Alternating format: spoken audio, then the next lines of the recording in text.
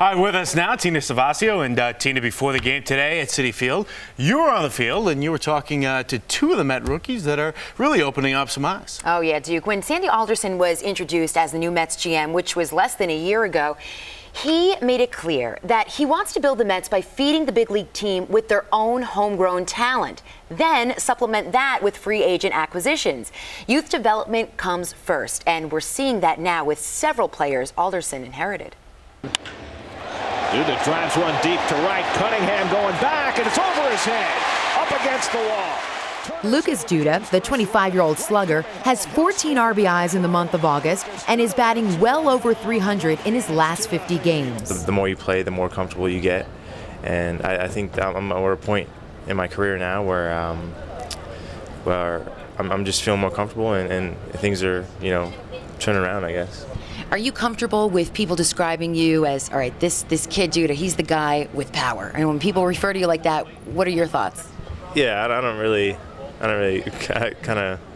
kind of stray away from that, but I think I'm just kind of a gap-to-gap guy. But just this afternoon, Duda did go yard for his 6th home run of the season. Was Al Simmons. Duda hits one deep to right. Back goes Hart, back near the wall, and it's out of here! Duda's not the only rookie showcasing his talents. Pitcher Dillon Gee, with 11 wins, is the first Mets rookie to reach that plateau since Dwight Gooden and Ron Darling in 1984. We all learned a new pitch this year, and something we tried to incorporate in my last, I guess 10 starts. I've kind of been throwing a new pitch. So, you come to a new level, you can't not expect to make some changes. It's all about adjustments and trying to adjust to this, level of play up here. Duda and Gee started in rookie ball together. Then Josh Tolle and Ruben Tejada joined them in A ball. Gee told me that when you're in the minors, you watch your teammates get called up. Then you get a chance. It's exciting. He says, and now I can't believe it. I look around Citi Field and we're all playing in the majors together. When you see guys out there that you've played with in rookie ball and high A and double A, I think gives you a bit more of confidence and it gives you that comfort level. While Duda has been playing well at first base, where he says he's most comfortable, there's been talk about getting him more work in right field. Chances are that's where Duda will likely start in 2012. Whatever happens tomorrow or a week from now or next year, I think I have to worry about today and today's game and worry about Giovanni Gallardo, who's pretty good out there. Fans at this point in the season sometimes, at teams under 500, oh, well, what does this game mean? But when you're up there, when you're starting, what do these games mean to you? They mean a lot. I mean, they could solidify my future. I mean, they're pretty much, I'm still on, I guess you'd say, an interview for next year, I guess. I mean, I'm trying to prove that I can pitch up here every 5 days and give the team quality starts, so hopefully I stay. Duda and Gee are just a small sample of two talented players that have come up through the Mets system and are competing at a high level in the majors. But what's even better for Mets fans, both players are hungry and can only continue to develop from here, Duke. That's what I like about this team when you watch them. Guys like Duda, Gee, Turner, they hustle all the time. That's contagious. Now they have to just mature at the big league level. And they're going to make mistakes, as we've seen today. And there's going to be pressure on them, too. I mean, everyone's talking about Duda filling the shoes of Carlos Beltran when he might move to right field next season, and he's just really focusing on getting his at-bats. So you could see they've got their plans set. Very mature. I like that about them. All right, Tina, thank you very much. Tonight on Sports Extra, presented by Toyota. Labor Day is here, and the race for the American League East couldn't get any tighter. Yankees looking to remain ahead of the Red Sox in the standings, plus the young Mets showing there may be some hope for next year. Opening day for the Giants and the Jets just a week away. Former Giant All-Pro Sean Landeta here to preview Big Blue and Gangrene. Plus, Week 1 at the U.S. Open is in the books. We got all the action from the National Tennis Center, and the man who runs the Ultimate Fighting Championship, Dana White, tells us how excited he is to bring his sport to Fox. It's all coming up on Sports Extra, and it starts right now. Sports Extra, presented by Toyota.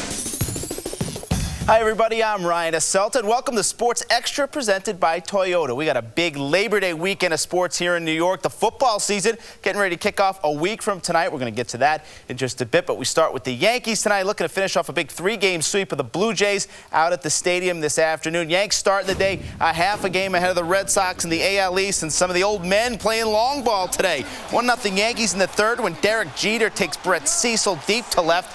That's a 3-run job. Puts the Yankees up 4-0. Jeter with 5 ribbies on the day. A-Rod back from that thumb injury. Look at this home run. Looked like he got jammed. Finds his way out the opposite field. 5-2 Yankees at that point. It was a 6-3 game in the 8th. Nick Swisher.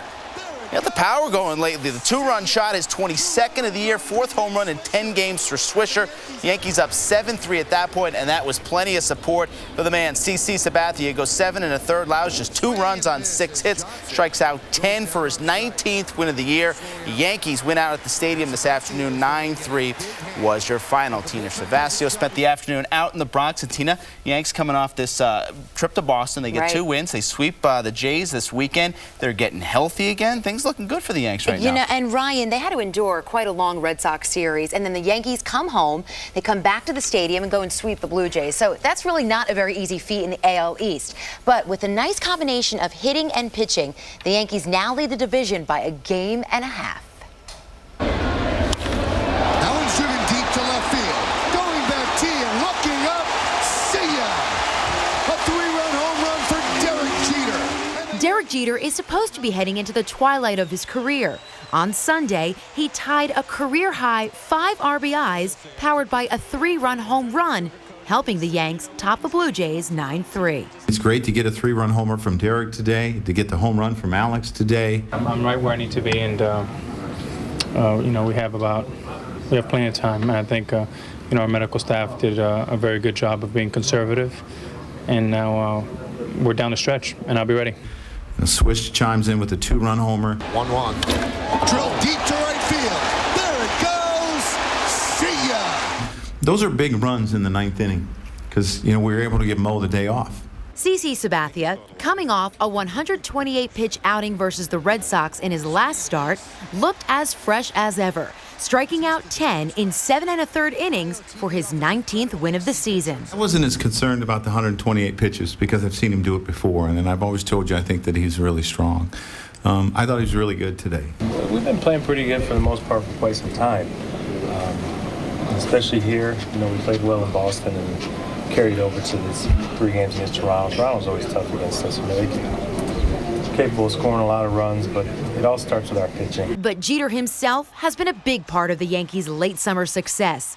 Since returning from the DL on July 4th, the captain is batting .346 with 11 doubles, 3 triples, and 3 home runs.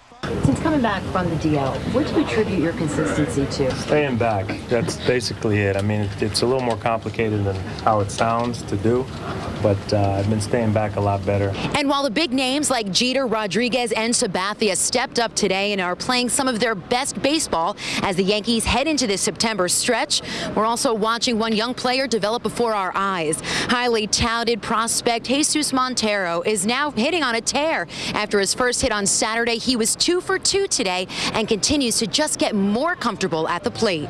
After getting that first hit yesterday, how much did that relax you more today at the plate?